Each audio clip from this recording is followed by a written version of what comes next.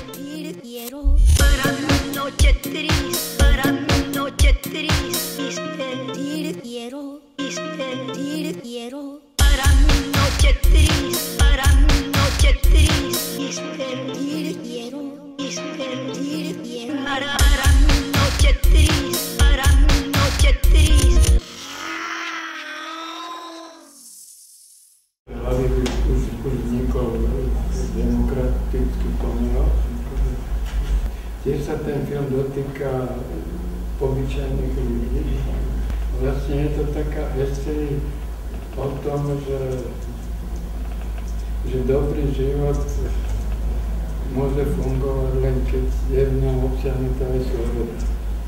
Takže ten film sa zaoberá tou históriou od roku 1945 až do konca toho minulého režimu a hovorí aj o porušovaní ľudských práv, aj o tej absurdnej propagande, ktorá bola absolútne izolovaná od života a ľudia ju už ani nevnímali. To už ani nebola manipulácia, to proste bola taká orwellovská atmosféra, v ktorej človek žil. No a ten film končí takým záznamom prvých tých slávností 1. mája, ako deň práce. A v podstate na konci filmu divák zistuje, že proste tí ľudia v strede Európy, ktorí teda sa nie svojou vinou dostali do sféry toho sovietského vplyvu, že tí vlastne teraz nevedia, čo s tou novou získanou slobodou urobiť, aby mohli žiť lepšie a slobodnejšie. Ja keď som končil ten film, ktorý koprodukovali traja producenti z Nemecka, z Francie a zo Švajčiarska, tak sme mali odlišný názor na tú moju interpretáciu tých 40 neslobodných rokov. Boli to ľavicovo orientovaní producenti, ja nemám nič proti ľavicovo orientovaným producentom, ale oni vlastne nechceli, aby ja som hovoril pravdu o komu. No a v tom bol určitý konflikt. Oni chceli, aby som vyhodil celú 1/3 filmu. Ja som nevyhodil ani 1 meter a skončilo to na kardiológii a to bol jeden z dôvodov, prečo už som ďalej príliš nemohol pokračovať aktívne v tej práci, pretože lekári nedoporučujú.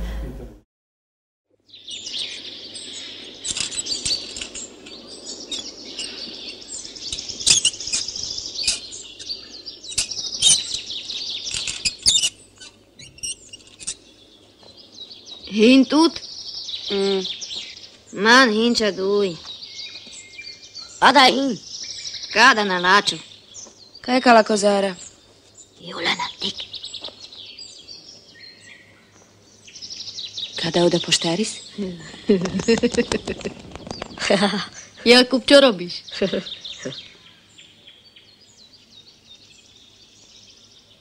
Ja ich cvičím. Čo nevedia lietať?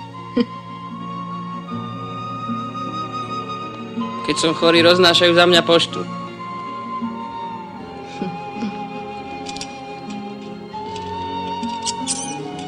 Poďme domov.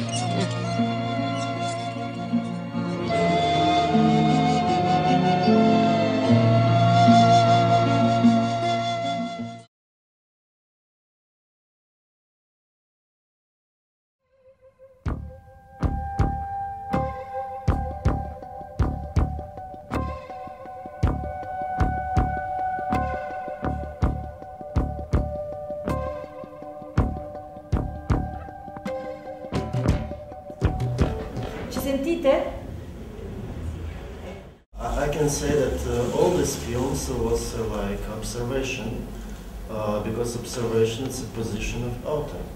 But it's not like observation, because position of author exists also in the form, in the way how I construct this film, and in the way how I edit film, and I say what I want to say through that, through camera and through construction.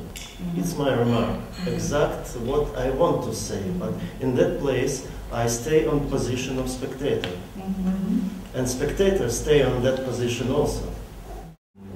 You never know on which side the author of the film, and you have to decide yourself as your spectator, as a spectator, what you think about this situation and what you think through the film about yourself.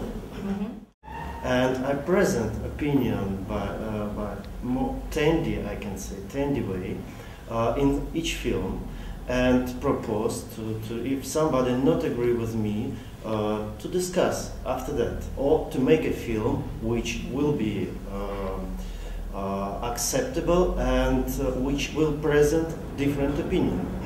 After this film, Krzysztof Zanussi tell me that you have to screen this film to the 1,000 of crucifies of Russia. You know, it was a very sad joke, because I don't think that it was such a serious inside inside the nation, because we know what happens after revolution with all church. They almost all till 60s they destroyed step by step. You know? And the last, for example, in Kiev, oldest church from Byzantine period was destroyed in 64 or 65.